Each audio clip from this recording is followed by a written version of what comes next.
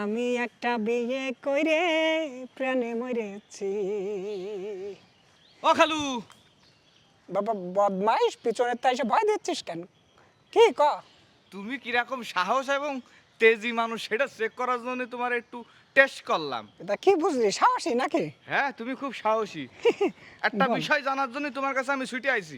বাবা বল খালু, বল। প্রশ্নটা আমি জিজ্ঞেস করব। কই ফেলা। বিগত সরকারের আমলে হ্যাঁ। যতগুলো নির্বাচন হয়েছে হুম।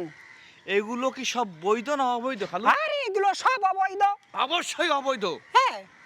কিন্তু কিন্তু কি? অবৈধ ভোটে হ্যাঁ। এখন বৈধ পৌরপিতা বানানো হচ্ছে কি জন্য খালু? এ তোরা কিডা কয়েছে? খালা হয়েছে। তোর খালা কয়েছে? হুম। ও বিষয় বাদ দে, তুই অন্য বিষয় ক। ওরে খালা কইনি, তা কিডা কয়েছে? তোমার দলের লোক কয়েছে।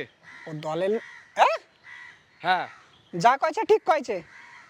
ও যে যে দাবি নিচ্ছে 100% খাঁটি, যুক্তি যুক্ত।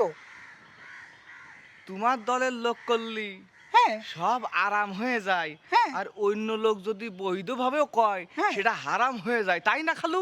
এখন তো তাই হবে, যা করছে সব মাইনে নে। আর তুই এত লাপাচ্ছিস কেন? তুমি যদি আমার সিনিয়র না হইতে হুম। তোমার আমি কি করতাম জানো খালু? তুই কি করতিস রে বিয়াদব? তোর মারিয়া মুখ ভাঙিয়ে দেবো।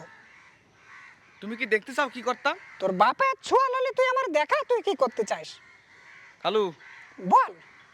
আমি যে বাপের সবাল তোমার আমি প্রমাণ করে ছেড়ে দেবো, বুঝছো? আরে তুই দেখা। তোমার আমি